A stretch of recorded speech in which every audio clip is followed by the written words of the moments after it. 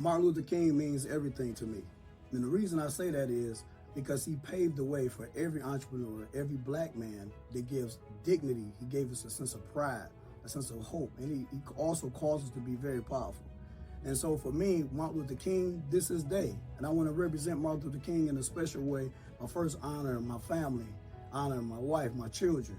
And I want to be able to uphold what he paved. I want to be able to uphold what Martin Luther King gave us. He gave us power to become whatever we want to be. And that's business. Any business, any entrepreneur right now, any black man that walks with dignity and pride have to have the foundation of what Martin Luther King did for us. And being that Atlanta is like the biggest city, entrepreneur city in the United States, he gave so many opportunities, not just for business, right, but civil rights. You know, civil rights, the movement, like this is, he gave you that foundation of believing in yourself, right? He gave you the foundation for standing up and speaking about what's right, not just settling, right? And so Martin Luther King, for me right now today, is my heart.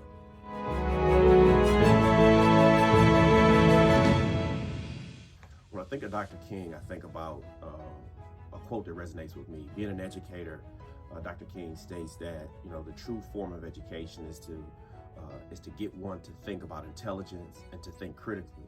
And that's the true character of education. And so when I think about how that coincides with entrepreneurship, I think about the importance of service. And all entrepreneurs think first about service. They think about the clientele. And then when you think about education, it's the merger of ideas. And when those come together, that's the birthplace of innovation. And so I think that he would be sitting up in his seat as a 93-year-old man saying, look at these young black brothers doing the things that I wished I could do in 1963 or 1954, but I had to create a way for them to have the things that they have today. And so I'm just proud to have the shoulders of someone like him to stand on, to be a baton in this race to pass to someone else. And I look forward to celebrating him not only today, but another 364. Bless you, my brother.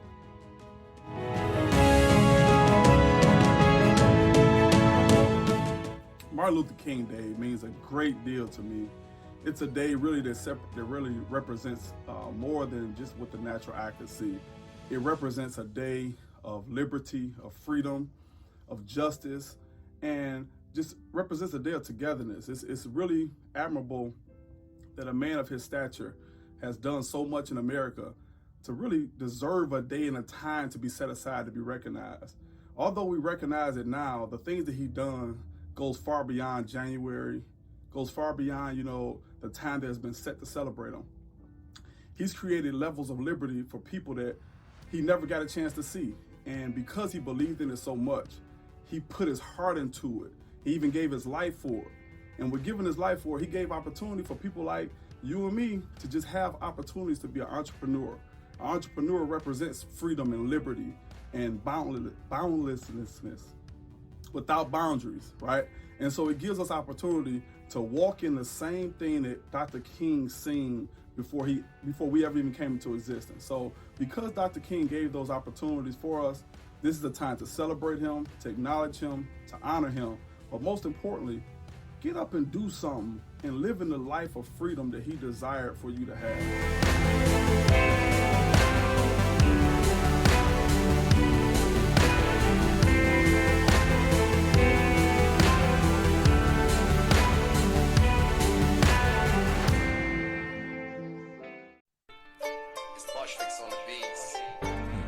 Deeper.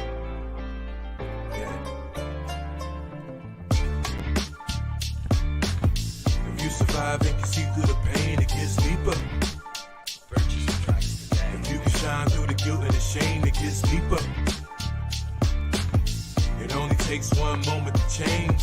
You might be hurting, but you still ain't helpless. And the revelation carries way more than the message. It's more to that lineup. It's the mind behind, son. Over your mind, you realize. Yeah. You might be hurting, but you're not helpless. But you're not helpless. Keep it in the cut. Help is on the way. Yeah. Peace is nice, please. It's like Chinese daggers on peas and rice. Righteous. You see my sight whenever I... We are back here at Deeper Than a Cut podcast, and we are ready and prepared for a great show for you today. Today, we're going to be talking about the entrepreneur from an educator's standpoint. So we're going to be talking about the educated entrepreneur. Y'all, it's something that you can do when you got your degree. This is the podcast that's going to be very insightful and helpful to the entrepreneur, and I'm one of your hosts, and Smitty, and my co-host, Mr. Halftime. What's up, everybody? And we have a very special guest today, and we could not talk about education and not bring in this man here. We have a person that's more than qualified, that has walked up and down, not just the halls of education, right, but the staff. He's been in every position you can think of in the entrepreneur and education standpoint. And we want to welcome Kwame Simmons to our show on today. What's up, man? Appreciate you boys, man. Yeah. He is an educator extraordinaire. I'm talking about second to none, and I'm honored to have him. We're honored to have him on the Deeper Than the Podcast today. So before we get started and get into this conversation of who Kwame Simmons is, how was y'all weekend, man? What did y'all do, man? I can tell you right now, man. I won, man. I got a nap in, T. Oh, I got a nap in, yeah, man. you won. Killed the game, man. I got a nap in, man. You get 40 plus, man. Get a nap in. It's game time. You won, bro. Ain't halftime. It's game time. A nap. We grown. Hey, man, it's crazy as you get older, man. You start getting excited about naps. You get excited about having a chance to take a break. I got to tell y'all real quick, man. I came home from church yesterday, man, and y'all know, man, we normally driving the women, our wives, everywhere, right? We normally driving. Yesterday, I was so tired after church, man. I turned to my wife. I said, "Baby, you got to drive today." She looked at me like instant beef. You already sparked the beef. That boy just left the house of the Lord and sparked the beef. Hey, within minutes. What's crazy is she was cool with it. Well, that's the crazy thing. She was cool with it, so she know that if I asked her to do it on normal occasions, she'd be like, "Me drive?" Yeah. But this time she knew I was tired, so she was like, "Baby, I got you." She drove on home. She drove on to the crib. She get behind that wheel. I had to get that nap. Sis for that. I'm gonna tell her to talk to her other sister. Yeah. They need to have a wife convention. Wife convention, right? How many times a month? Like a quota a month. How many times they drive? Oh man, that's big. Hey man, that's crazy. It's crazy. We don't even on here even talking about naps, but that's part of being. That's part of getting the wins as you get a certain age, man. You get excited about it. Get your crown, man. Get your crown. All right, y'all. We about to get ready to get into the show, but before we get into the show, we want to hear from our sponsors.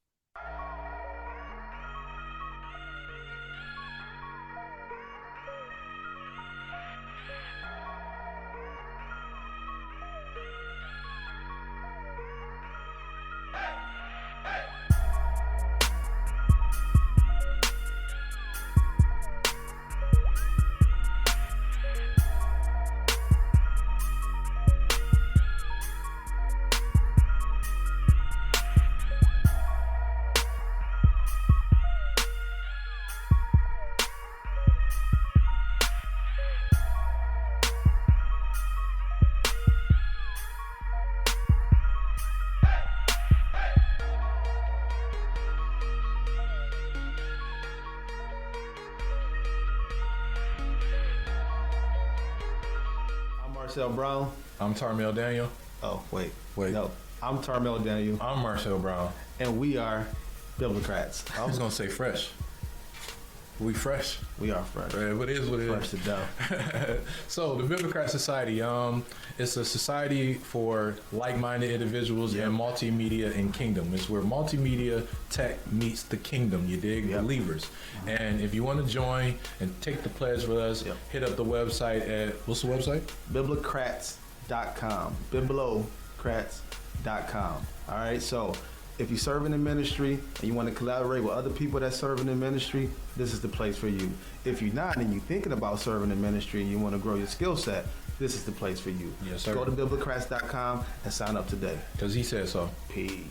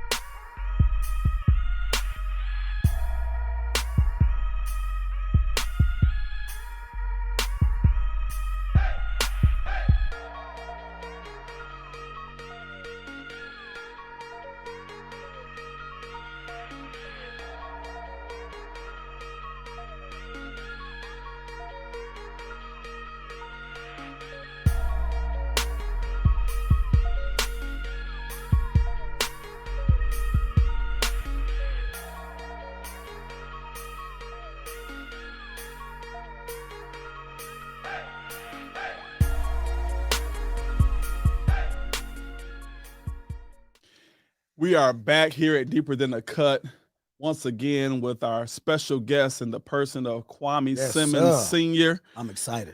The educator extraordinaire. I'm telling you, I'm excited to have this man on today. He has so much that he is doing. It's just amazing to just know him as a person, but to also know him as a businessman and to watch his qualifications just come to life, and just you see him grow and see him being put in a position of being successful. A guy that you can sit back and admire and watch and just see him from several different instances, from a husband to a father, to a leader, you know, to an educator, you know, all these things that come in a line, and it helps, you know, you to see that it's doable. It's not something that you just can just admire, but you can also be a part of, right? 100%. And there are so many things that Kwame is a part of, and things he's done through foundations, and, you know, just helping students and being a part of change for the future, especially right here. And this guy is right here from the city of Detroit. I'm telling you, it's Detroit bred. And I'm gonna tell you, I'd have been all across this world, and some of the best people I've met in this world come right here from this city of Detroit. That's right, Yes, sir. Detroit is real. Detroit is real, and the various things that he does, I could be all day from getting awards on BT. I mean, on BT, he's done so much. He's been recognized in so many ways. Yes. But instead of me trying to explain who he is, I want to give Kwame Simmons Sr. an opportunity just to explain to our listeners, who is Kwame Simmons Sr.? Who do you view yourself as, and how do you put yourself out there? I appreciate it, man. So once again, I just, again, you know, I talk to you guys offline and just, you know, credit you guys so much for the work that you do as pillars in the community. Like, you know, when we go, you know, at the barbershop, you know, at Executive Cuts, it's not just a haircut, it's an experience that you guys, that you create. And it's unlike any other. And I just got to tell you a story, T. I tell D, you know, all the time, I say, you know, when I was young, you don't really know what you don't know. So I was in I started becoming a teenager, you know, in my 20s, and I would go get a cut. Guys got, you know, Rottweilers in the back, you know, it's weed smoke all in the air. Yeah. You know what I'm saying? Oh, man. And it's just like, you know, but I had a daughter, you know, at the time. I'm like, man, I can't bring my baby in here with this. I'm like, you know, I grew up on Dexter, man. So, you know, any minute, you know, you got your head on the swivel. That's right. And so I said to him, I said, man, you know, Executive Cuts it's grown man business. That's right. You know what I'm saying? So to be in there, it's an environment where any walk of life can come in, you're going to be respected, and y'all demand respect back. Sure. Right. And so that's just something I appreciate, and to see the evolution, what you guys are doing now, man. Salute you, man, for real. It's huge, bro. It's huge. Thank you for that. So for me, just to be able to be here and support you guys, man, it's a no-brainer for me. We're gonna get that done. Yes, sir. And so simply for me, I just see myself as a servant leader.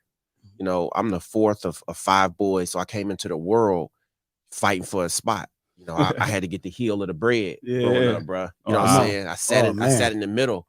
You know what I'm saying, in the car, bro. So it's like, you know, it was a scrap for me from the time I came out. Yeah. So you said the heel of the bread. That took me back. That's the part I throw away. I throw that part away. To this day, because of that, bro. That's to this day. Away. Yeah, man. And so, you know, that's something that's always stuck with me is a grind to push. You know, and so not to look at your stature, your position as an excuse to not be successful. And so being a servant leader, I couldn't bully my way through my older brothers. I was too little. Sure. So I had to think about, you know, a path forward where I could be successful. And so I think one of the things that I learned as I became an educator is how to negotiate. So that's what I was able to do. So my older brothers, when they became teenagers, I was still younger than them. They would, you know, they wanted to go out. They trying to go on dates and things like that. So I was like, hey, man, I look like you get ready to leave, but your chores not done, big right. You know, you know, this back when we had the box, right? So you could do the video box. Right. I was like, man, I want to see 357, man. They don't I know want to see about 357. They don't know nothing about I'm trying to see 357 show up on the screen, man. I said, look, man, I want to dedicate something from one of the slow songs to somebody, man. So let me get a couple dollars. I do them chores for you. And so that was just something. As I got older, I just translated into the work that I do. And then I always have worked in schools that people, what we call them turnaround schools. These are schools that's high poverty, high crime, high populations of students with disabilities. And so people always say these are like, failure factories or schools that, terrible schools. You should never be in a place like that. Yeah. But the reality is they still open. Yeah. Right. Like what you mean you should never be there? So I always looked at the glass half full. So whether I was here in Detroit, whether I was in St. Louis or DC, I gravitated to the areas where those schools struggled the most and said, how can I take my talents to those places and make those places better so that they see the glass half full too? Absolutely. Yeah. So that's really in a nutshell, man, my approach then and now. That's big. Yeah. That's big. That's what's up. Halftime. You got something for him? Man, I do, man. I'm sitting, I don't know which way to go, but I know my brother, man. And just one more time, I appreciate everything you doing for the classroom, for the staff, from the students to the superintendents, because teaching is, you have to be a person that care. You have to care enough to put yourself, in the forefront and lead by example. Yeah. And so many times we see in our educational world right now, Kwame, to be honest, man, our kids, their education is being compromised, right? And just the things that you're doing, that extra care, what it takes to be that leader in the classroom, man, I salute you for that. I appreciate that, bro. But man, but because of you have so many hats, we might have to have a part 2 to this. I got so many questions for you, man. You just do so much. No, seriously, you do so much, and it's appreciated. But what caused that? Like at that point where you said enough is enough for our learners, right? Yeah. What was that shift like to say, I got to take this act on the road?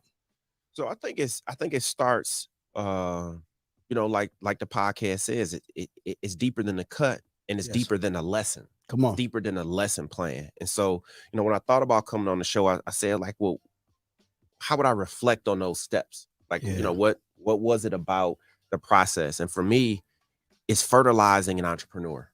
Wow. So what do I mean by that? So fertilizing an entrepreneur is like, if we all look back upon our journey before we even called ourselves entrepreneurs, somebody was feeding us. Somebody was pouring into us certain things. Like what? So it was a mentorship. What kinds of things? They were talking to you about drive. Yeah. Get up and take out the trash. Like my grandmother, I remember one of my earliest memories, I had to cut the grass. And so in my mind, I'm thinking, I used to see the guys out there yanking. I said, I get to pull on a lawnmower for the first time. Yeah. She said, oh, baby, you thought that was yours? That's not yours. Yours is over here. So she pointed to the garage. I said, I never seen one in there. Bruh, I go to the garage. It's the push more, bruh. With the blades on it. With the wheels, it get rusted too. You get tight. If you got to start from halfway down the block, you gotta run with it. You gotta run with it. I was so hurt, bro. That Denzel tear was coming down, bro. Like, I'm like, man, I thought I was gonna cut the grass. Yeah, I remember. I remember that. But it taught you something. It did, bro. One, respect, because I knew better than to say something back. Yeah. Right. That was one. And then 2, she actually did give a nugget. She's like, hey, look, you do this and you can have the bottles. Sure. So that's when I learned early. We used to have the Fago bottles back then, the big thick boy that don't bust. Right? Yeah. So the kids don't know they got the little plastic boys. You can drop them all day. It was better back then. It was like better. A talking truck. That's right. But you can only take about 5 back at a time. The boys heavy and they make a noise. They make a noise. Click, click, click, click, click. Everybody know you coming. They make a noise. Yes, sir. But so I learned then, man. That's so it's good. Like I think about like drive, talking about self-reliance, like being able to say, look, man, if you want to go to the store, bro, cut the grass. That's like right. it's up to you. That's like get that done. Yeah. And that also created willpower. Yeah. Like for me to think about like things to do, and some integrity. Yeah. Right? Like, man, like I earned that. That's right. I didn't take it from nobody. Right. That's huge. I earned it myself. I did that. And then it started making me think, I'm like, who else need to get that grass cut? That's right. Bro, I'm like 7, 8. And as long as I stayed on this side of the street, because I couldn't cross the street. You know what I'm saying? Stayed on this side of the street. I could see Miss Hill. Yeah. I could see, some of the ladies. I get that stuff done. I'm like, man, I went from 5 to 10 bottles. Yeah. Bro, we had penny candy back then. So you was on. You trade candy. You get all the way in there. Like, you want some jingles, man? Great Jumbo. They don't know the bottle. They don't know another Wait, bottle. put some great boys in your pocket. That boy man, so so soft. good. Oh, see, we taking us back down memory lane, baby. Yes, man. Oh Hey, my God. Kwame, so what you're saying is that this help, and I love it because entrepreneurship is birthed out of literally who you are, how you grew up, right? Yep. If you've been given everything, you feel like that's how life is going to continue to go, right? Yes. But when you got to get up and earn it and put your time in, your energies, your efforts, and you have to put that in order to produce what you have, it does birth within you the opportunity to do whatever you want. If I want it, I can go and get it done. And so in the education, how would you say that you can parlay or bring about the entrepreneurship side out of education? Because we know you go into school and you get your education. It's normal to go get a job at a school. You know, you become part of a staff, and you know, you work, teach the students. You almost on the same schedule they're on. You almost like a student. But how do you parlay that into entrepreneurship from the standpoint of just being an educator? So I think it's a good point, D. I think, you know, it starts at that first stage of that fertilizing the educator, but I think it is the step 2. Like, so before you can actually get there, it's what I call ideating an entrepreneur. And so ideation is birthed because it's a process around generating ideas. Right. So one of the things about this and the design thinking process is something that comes from Stanford University. What they do is they take you through a process and get you to think differently about something. Sure. So for example, you know, when we were younger, you used to have a toothbrush, right? Toothbrush, that if the toothpaste get on it, starts slipping out of your hands. Yes. See, if you notice now, all the toothbrushes now have like this little silicone grip on that it comes from the design thinking process. Sure. Right. If you think when you were really younger, we used to have wallets. The wallets just was like an open. The little centerpiece, it was open. But now you got the different slits. For the credit card, or coins, all of those things. Also something that comes from the design thinking process out of Stanford. Right. And so the key part though of the step is ideation, because you take ideas that you have, and this is what I like about, you know, being with you guys at the shop. We don't tear each other ideas down. That's right. We build on those Absolutely ideas. not. Right. Sure. We build on those ideas. Say, oh, you thought about this? Oh, what about this? This person is over here. You know, this thing is over here. So somebody throw out, say, I'm about to get a house. Say, oh, I just got one last week. Don't use my guy. Yeah, that's it. But I got a guy. Right. You know, I tell you guys, y'all connect me with a guy. You know, big shout out. We're gonna go on and give him a shot now. Charles Thompson, you know, helps out with insurance. Man, my insurance was through the roof. Right. Brother came in, helped out. I said, oh no, man, I got you. Got me together right away. And so what we do is build a culture of brotherhood. Absolutely. Where we build on each other's ideas. And I think that's something that's crucial. It's taking the ideation and getting there. And then the next one is becoming an entrepreneur. You got to get out there and do it. And so, and the thing about this is that, to me, this is like the crossroad. You got to try something, and your idea isn't big enough if you don't have enough haters. Come on now. We about to move. You know what I'm saying? The idea ain't big enough if you don't have enough haters. Come on. I can't imagine what y'all heard deep in the cut. You a barber. Man. How you gonna do this? Bro, I remember the very day. D said to me, he said, bro, my schedule's about to change. I'm getting ready to take a step and become a master. I said, what? Right? What? He said, yeah, man, I'm about to do, you know, steps I gotta take. I gotta do this. I gotta put this many hours in. I said, bro, when you open, what you need? Because he's saying to myself, I'm taking the next step to my greatness. I saw a vision. Come on. I'm trying to go to another place. I said, what? I said, like, what we doing, bro? Yeah, that's it. Like what can we do? Came up there to visit. I want to see where the brother is. Like, you know, is he straight? I realized, like, oh, that boy in my hood. So he don't even know. I done already sent some goons up there. Like, look, this is his car. Like, we don't want no smoke with his stuff. You know what I'm saying?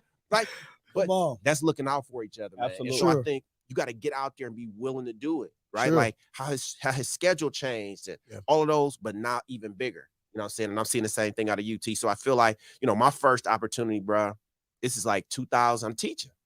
This was 2002. Wow. Man, I started selling. Man, I was selling Valentine's Day gift baskets, bro, on Grand River and Southfield Freeway.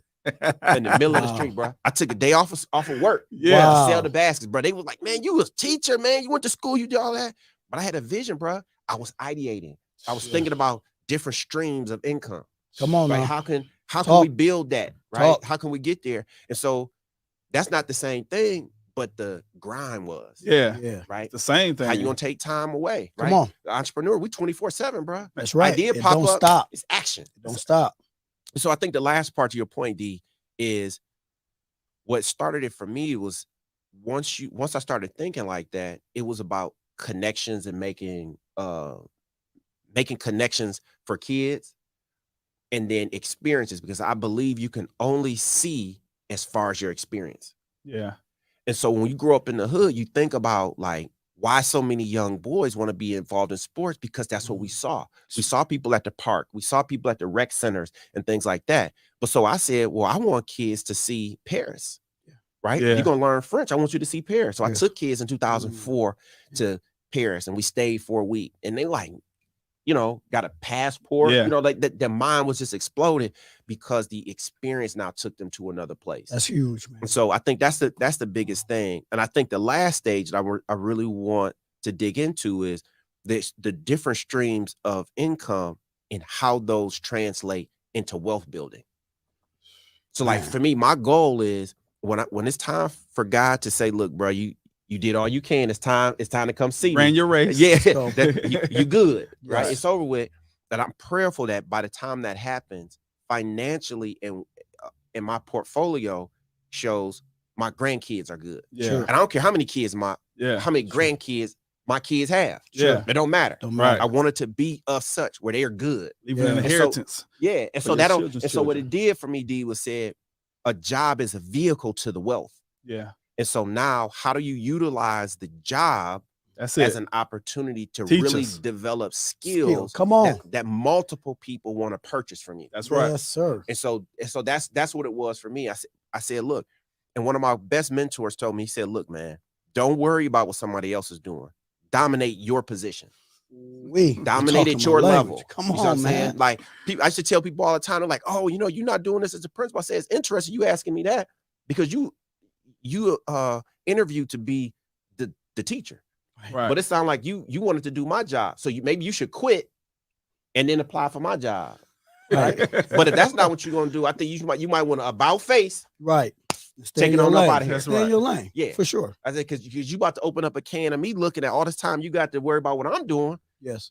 Let's see what you're doing. You slipping. Yeah. Right. And so I think that's really how it, developed for me. Is like, how do we get to a place of like reflecting on the people who poured into us?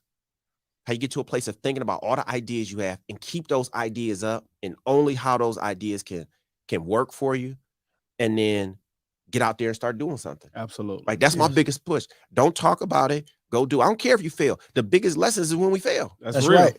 They're the biggest lessons. Yes. And so I think that's something also that we don't do enough of, is talk about what those failures are. We kind of hide those, get a little embarrassed, but people who real entrepreneurs know what time it is. Yes. Like, bro, I probably failed 3-4 times a week. Somebody Yes. telling me, no, What? we're not going to do it. We're going to send the Yes. check. Don't send the check. Yes. Right? Yes. Absolutely. It's always, Come on. it's always But something. you can't stop. That's the You main got to thing. keep going. No. Stopping ain't an option. Before we get have time to go into the next question, I love that stay in your lane, because Shaq didn't try and do what Ray Allen did. He No. dominated in the post, right? That's right. And Ray Allen dominated behind that 3-point line. Yes, sir. And so everybody has a lane to walk in. And Absolutely. as long as you work your lane, man, you'll be successful. You don't know Ray Allen that's being dominant in the post. You know him being dominant at 3-point line. That's right. That's right. And because he worked his lane and worked his gift, he was able to be successful at it. Right. Same way with Shaq. So everybody, you stay in your lane, you stay in your position and dominate that place, Yes. you'll be remembered. I That's agree. right. Go ahead.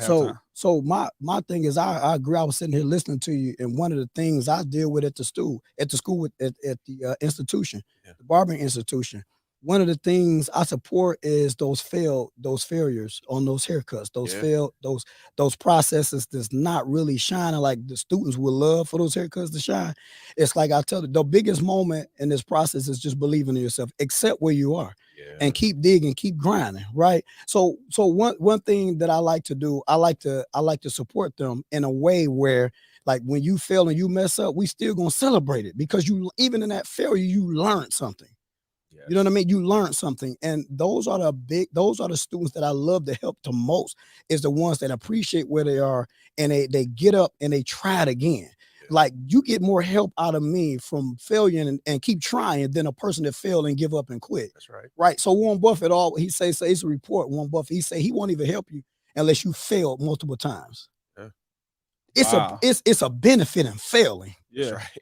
You know That's what I right. mean? Like when you fail, you learn what to do the next time. There's an experience. There's a process to being great. There's a process of being labeled as the greatest. There's a process of being successful.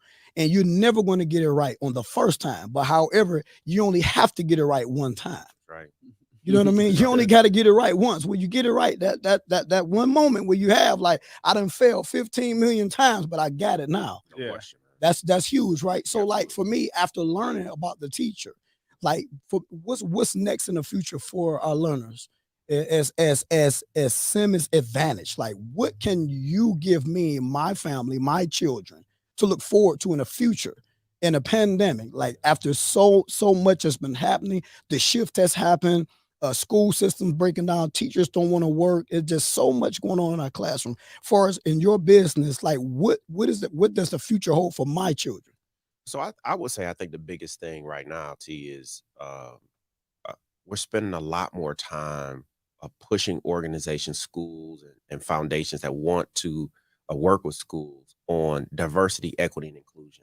Sure. And so we're looking at what we can do to get people to see where there are gaps in what they do.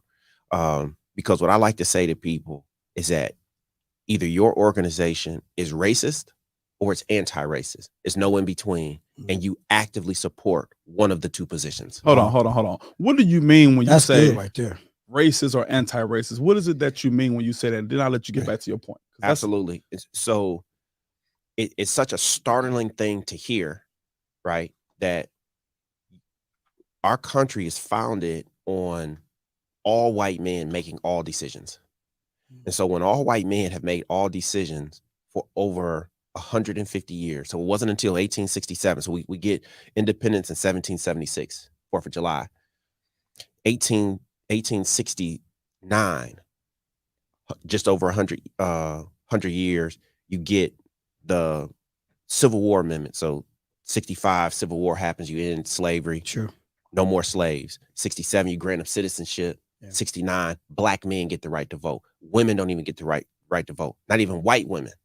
That's not until 1920, 51 years later, right? So the white men actually felt that black men should be able to vote before their own mother, right? And so what I'm saying is the institutions that live in our country, so public education was already happening. Yes. Right? And so the institutions that live in our country were started by white men, right? Run by white men. And so in order for us to integrate, right, we got to evaluate the privileged mindset of white men.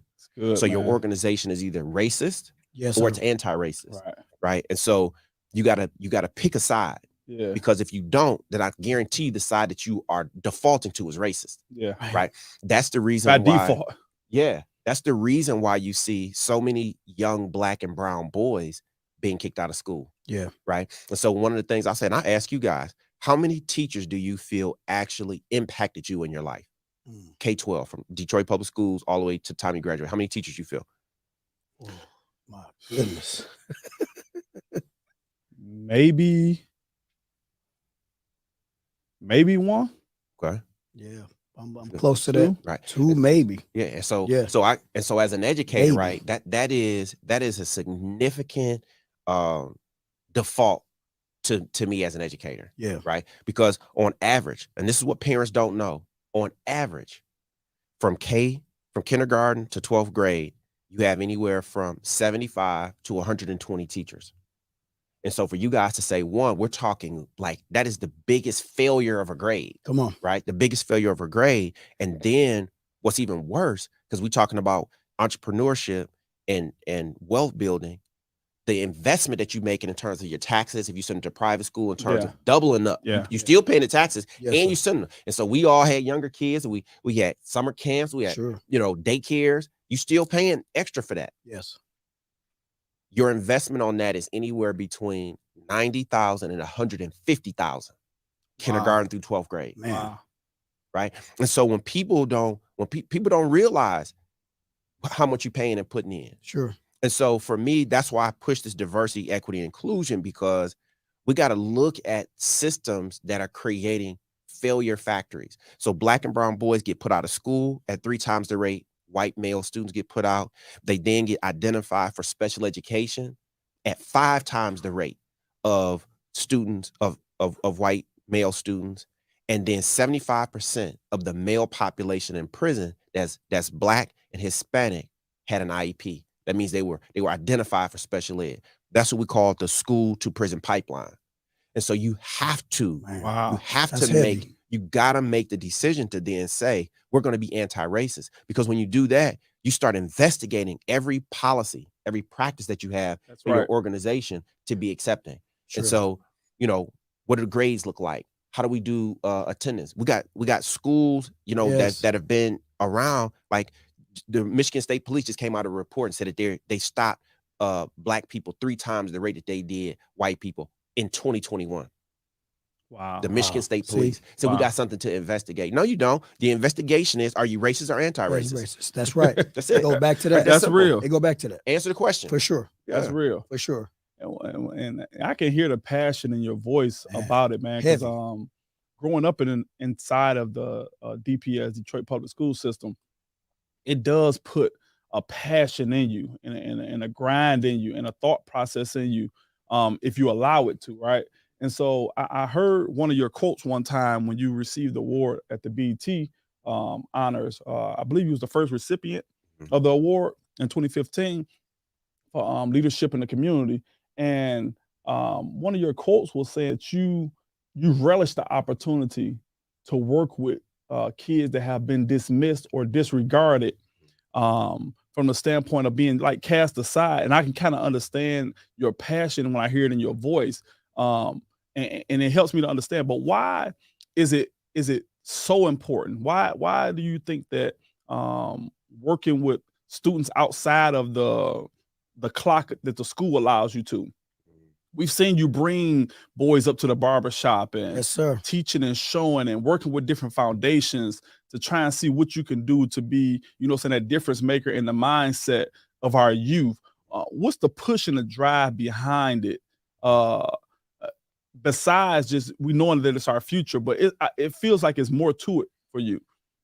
Yeah, I would say I think it's servant leadership. And so like that's what I led with, that there were so many people who poured into me along my journey. When I think about when I had a crossroad, there was always someone there to recharge my battery and say, look, okay, yeah, you got a tough time. So let's keep going. Right. You said you wanted to do this. You didn't say you wanted to do it until it got hard. You said you wanted to do it till the end. Right. That's right. That's the mind of entrepreneur. That's right. Independent, right? So like, nah, it's hard. Keep going. Let's go. Right. Tell me you quit. Keep going. Right. Say it out loud. You say you quit. Say it out loud. I want you to look me in the face and say say it you with quit. your chest.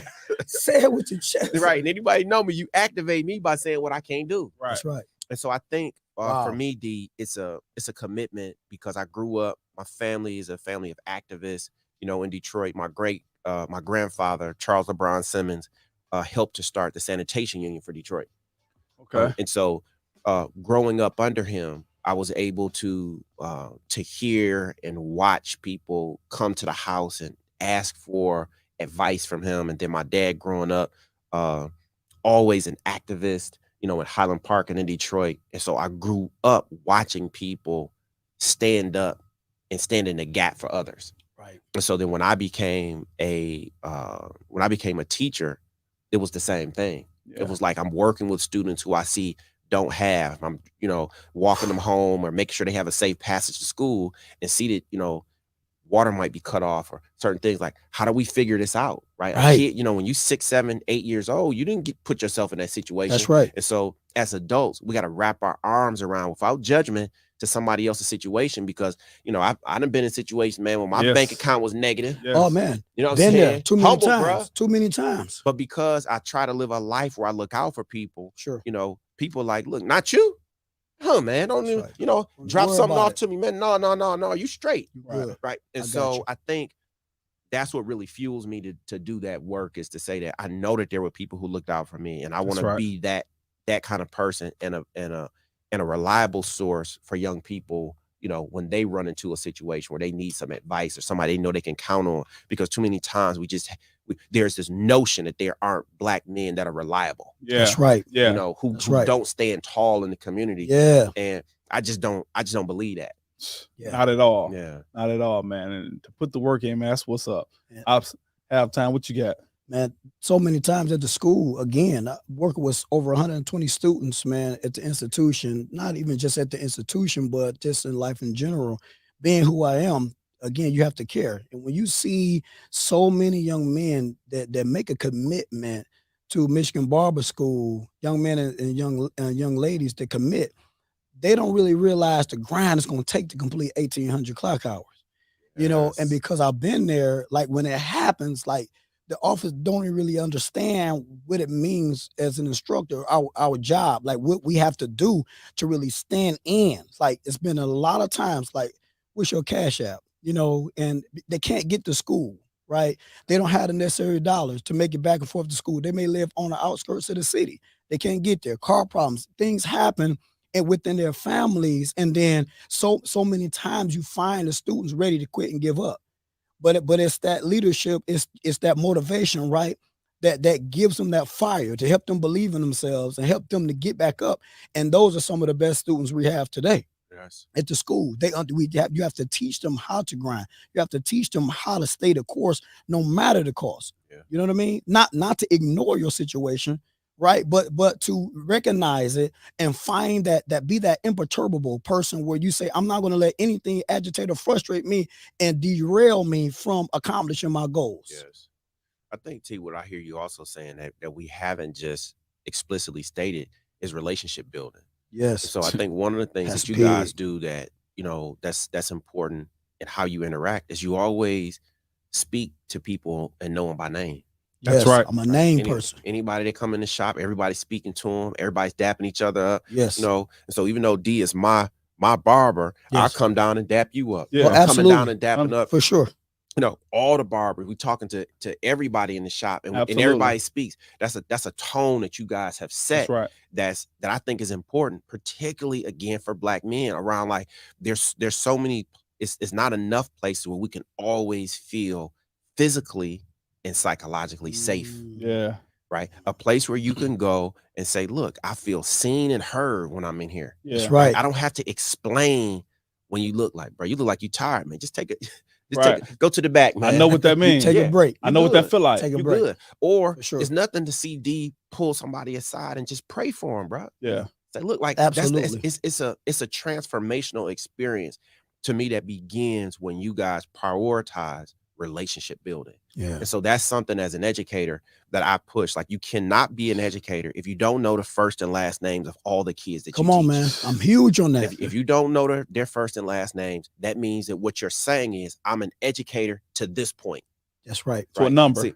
See, the great educators say, I'm limitless. That's Yeah. Right. So you Come can't on. put a cap on me. That's right. Right. I'm gonna Don't cap me. And so that's the thing, that's once you start building those relationships, because it's impossible for you to know what you just shared, T, in terms of the struggles that the different students are facing at the school, Man, if you're not taking time to listen to them. that's right. Right. Just open your ears and listen. Like, okay, I noticed that you said that this thing was happening. I see that this thing is building up. And so how can you use resources at the school That's to right. Yes. get them in the gap and say, look, nah, man, we almost halfway there. Come Yep. on. Keep pushing. Yep. That's right. Let's keep going. You Yes. might take a pause, but we're not gonna break. Yes. gonna Right. quit. Like let's keep going. And that's the Yeah. same conversation I Sure. had with students as well. Like, look, we're gonna make it happen. Yeah. And we're gonna get you there. Yeah. I think it's my duty. Yeah. It's my duty.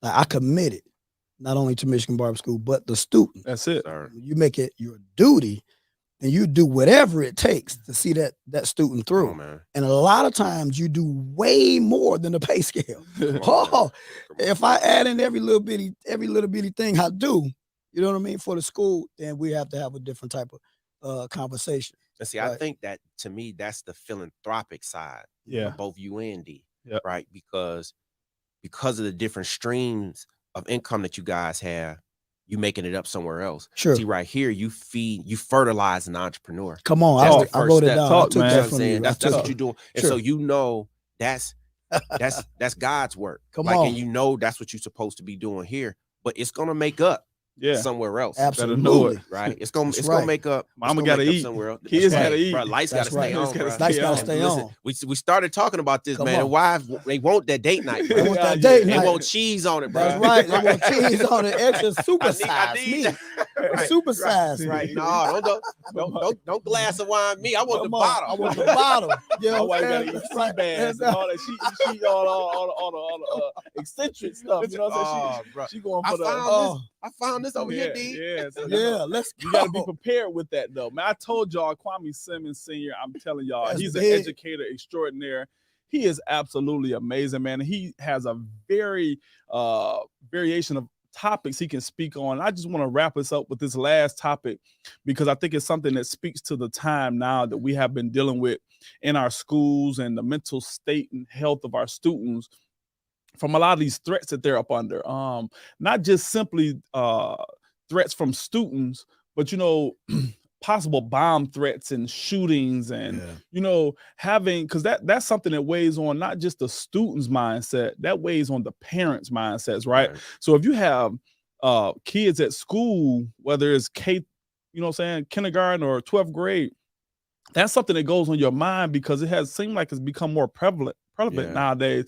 And as unfortunate as it is, we have to understand that it's part of the reality now, right? You start teaching kids how to self-preserve themselves under, you know, gun threats and things like that. It tends to weigh on the mental of the students. And I can only imagine to what extent, because I can understand from a parent standpoint, right? But what is it that you're saying or that you think we can do, or what do you think about these threats that the schools have been under? And we even have a situation where teachers are being crazy enough to put threats out and being found out. I mean, it's just really putting things in a very crazy type of situation and the mindset of the students. What do you say to that? So I appreciate you bringing this up, D. So when you think about the way we grew up in Detroit in the 80s and 90s, you know, the city was so densely populated, more than 1 million people in the city. And one of the first things you learn as you started venturing out outside of your neighborhood was how to stay safe in somebody else's neighborhood. Yeah. Right. Yeah. And so what you learned was to be humble and to show respect. Sure. Right. And so the first thing that brought me to different neighborhoods was hooping. Yeah. Right. Playing basketball, and nothing strikes beef more than competition. Yeah. You know what I'm saying? You go and blow somebody out, you dunked on somebody, Yeah. something like that, and you get to bragging too hard about that, bro. Yes. Watch it. Yes. Don't do that. Yes. Don't do that. You know what I'm saying? Come on. And so, but what we learned though was relationship building. Come on. Right? Back to that. Being humble, you know, showing respect to others. And so what I think is missing in schools is that the relationship is priority number one.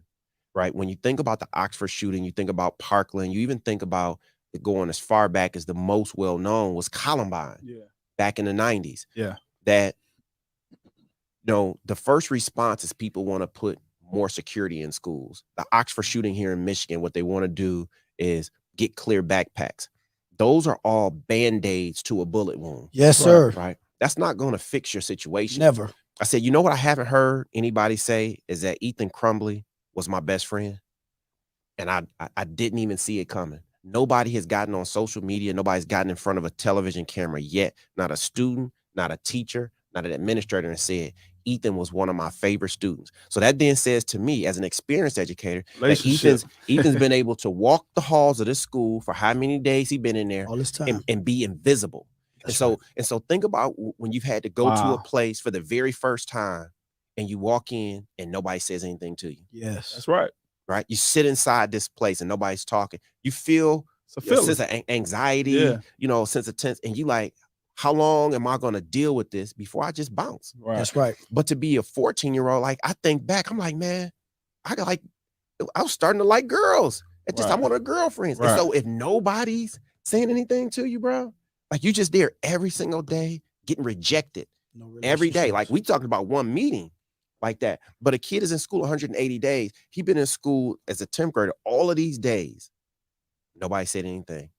Nobody stepped in. And so I'm like, Where's the relationship with the teacher? Where's the relationship with the counselor? Where's the relationship with kids? What is the school doing to make sure that there's bonding and friends and mentors, upper grades and lower grades to support the kids? And so that's where I feel like is really missing, because your highest performing schools have tradition.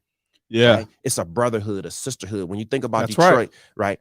You know, Cass has the biggest name, notoriety in the city. But when you ask somebody what school they went to in Detroit, bruh, look at T. Kettering, baby. Kettering. KE in the building, y'all. Ain't nobody asking about the college you went to. They want to know what high school you went to, bro. Right? So I'm like Northern. And so people start calculating, oh, you off the north end? You're off the north end? Okay. Oh, you give me, you deep east, boy. Exactly. Deep east. Exactly. Right? And they just start connecting with you from there. But that's relationship building. That's right. People start adding things up. And so that's what I think is the number one thing that's missing, D, is people are missing the importance of prioritizing relationship building with kids. Pour into my kids. I tell people with mine, don't break the spirit of my kids. Yes. Right? You're going to have a massive problem with me if you do that. And so what does that mean? It means talk to my kids with respect. It's not your kid. That's right. That's right. Right? I don't mind you getting on them and pushing them, but don't push him over and don't break him. Don't break your spirit. Right? Because I got to live with that for the rest of my life. That's right. Right? You just dealing with a class period. That's right. Right? Maybe a semester. Right. And that's the reason why we got, you know, a brother over here with 1.5, you with 1. It's like we playing a bad hand of spades with the number of teachers that y'all said impacted you your whole life, right? Because the inability to build relationships and really care for our Black boys is the number one reason that schools are failing today. Wow. Man, that's man, I'm telling you, man. That's huge. Kwame, we're gonna have to get you back on this show, part 2, I'm telling you, man. I told you from the beginning, part 2. This is an amazing conversation. I'm telling you, it's so many different ways to become an entrepreneur in this world, and there are different avenues. If you use the brain that God gave you to come up with innovative ways to find things that need aids and assistance, you can parlay into an entrepreneurship, even in education. I'm sure. I'm telling you, because he ain't even got into it for real, man. He has a business called the Simmons Advantage, where he goes all across the United States helping to fix schools that other people don't even want to look at, that they don't want to touch. They overlook them. That they don't feel like is worth working on. And he finds, you know, that desire to do it, because he know if you just build relationships, if you get into their problems with them and help them to see that there's other ways and other things that you can do, that you can really lift up not just a few students, but a generation of students. Yes, sir. Yes. We can change this narrative that has been put out about our Black and brown brothers, man. We appreciate you, Kwame, for coming on, man. It's always great. My guy. Always coming on, man. He always, the barbershop come in all the time, every week, and we just sit there and we just chop it up, and we have good dialogue like this. I mean, we go into some of everything from sports, politics. I mean, we talk about everything, and it's great to have good brothers like this. Yeah. And to have you as our first guest on the show, man, it's an honor and a privilege for real, man. I appreciate it. Don't take it for granted, man. Sure. So as we get ready to wrap this up, we want to make sure that you all go on to YouTube and follow, subscribe, like, share. We need y'all to go on there and smash that button. Push the buttons. Push the buttons on Deeper Than the Cut podcast on YouTube. You can follow us on Instagram. D-Tech Podcast.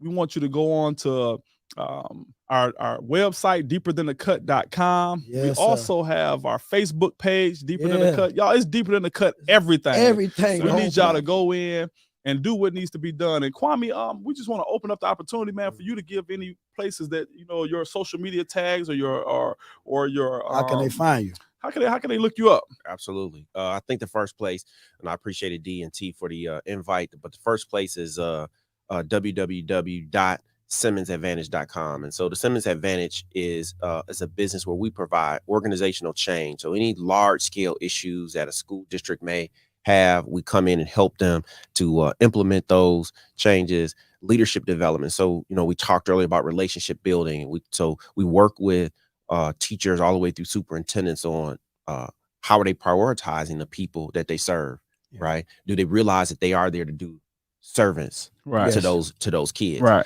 And then last is near and dear to me is workforce development for people with disabilities. And so it's creating opportunities for people with disabilities to get competitive job opportunities in Michigan, so that that is a part of our workforce that inside our schools that just doesn't get the right attention. And so that's something that's near and dear to me. Yes, sir. That we support. And so Kwame Simmons Educates on Instagram, Kwame Simmons 1 on Twitter, and then Kwame Simmons on Facebook. That's big. That's awesome. I need y'all to go and look him up. I'm telling you, you will not be disappointed. Man. You will get the advantage that Simmons brings to your business, hence the word Simmons Advantage. We are prepared and ready for him to do greater and bigger things than we've already seen. And we want you guys to make sure that you go on again. Don't not go on. Get on there. Deeperthanthecut.com. We have all of the platforms on there that you can go and subscribe to. Spotify, Apple Music. We are prepared to come to you from every stream that is possible. So go on.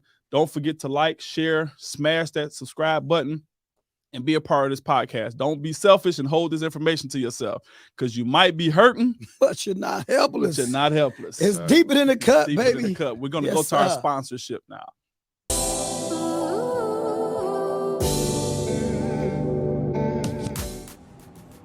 What's up, family? It's Money Mike from the amazing podcast God Made Dirt. We're down to our last 2 episodes of season 2. That's right. Last 2 of 2. So, you know what that means. The closer to the end we get, the juicier the topics go. So, if you didn't see this past week, we talked about tithe and offering. Is it gambling? Is it not? You know, so go back and check that episode out. But this upcoming week, check this out. Here's one of the questions we're going to ask. Why don't anybody blame Eve? Why they only blame Adam? I know. Yeah. Tune in. God Made Dirt Podcast, Merlot Shades, Ambassador Studios, First Lady BK, my boy Marcel, Cold Breaker Tarmel, your boy Money Mike. Let's have fun, guys.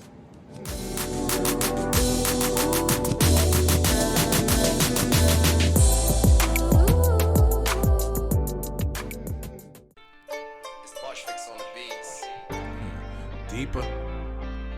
Yeah. If you survive and can see through the pain, it gets deeper. If you can shine through the guilt and the shame, it gets deeper. It only takes one moment to change. You might be hurting, but you still ain't helpless. And the revelation carries way more than the message. It's more to that lineup. It's the mind behind, son. Over your mind, you realize. You might be hurting, but you're not helpless. But you're not helpless. Deeper than the cut. Help is on the way. Yes. Peace is nice, please. It's like Chinese daggers on peas and rice. Righteous, you see my sight whenever I